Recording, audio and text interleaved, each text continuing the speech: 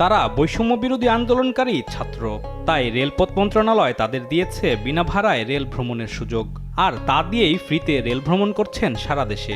দেশ টিভির হাতে আসা রেল মন্ত্রণালয়ের একাধিক নথিপত্র বলছে মাত্র কয়েক মাসেই পুরো রেল মন্ত্রণালয়কে নিয়ন্ত্রণে নিয়ে অনিয়ম করছেন বেশ কয়েকজন শিক্ষার্থী।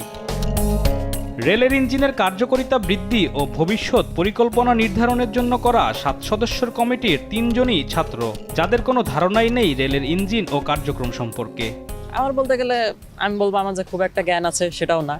আমি এগুলো জ্ঞান আরও অর্জন করতে যাচ্ছি, জ্ঞান অর্জন করে এবং রেলের স্টাফদের সাথে এই সমস্যাগুলো সমাধান করতে যাচ্ছি, তাদের থেকে সমস্যাগুলো শুনে। মাত্র 3 মাসে ফ্রিতে 1.5 শতাধিক রেল টিকিট নিয়েছেন তারা, যার মূল্য দাঁড়ায় 1,74,075 টাকা।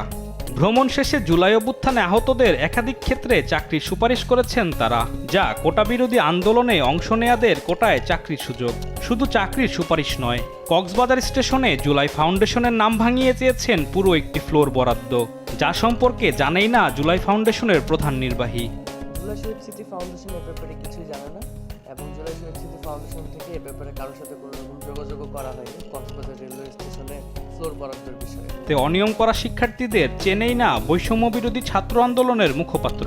সেটা অন্তত আমরা আহ্বায়ক কমিটি হওয়ার পরে এটা হয়নি।